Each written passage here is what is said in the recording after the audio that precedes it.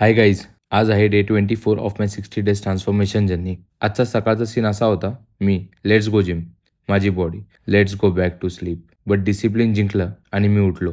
Black coffee घेतली आणि जिमकडे निघालो. वॉर्मअप केलं आणि आजचा चेस्ट डे सुरू केला. Cable fly, incline press, flat press, Peck fly. एक एक व्हेरिएशन करताना वाटत होतं, चेस्ट तर बनते आहे, पण जीव काढला जातो आहे.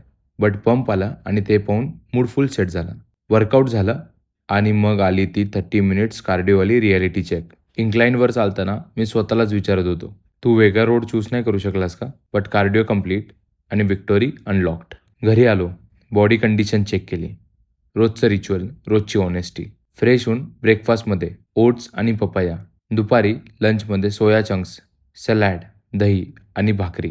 डाएट इतका क्लीन आहे की माझं शरीरसुद्धा आता म्हणत आहे, भाई चीट मील कधी देतोयस? इव्हनिंगला ऑफिस वर्कमधून थोडा ब्रेक घेतला आणि पायनॅपल खाल्ला आणि थोड्या वेळानंतर ब्लॅक कॉफी घेतली.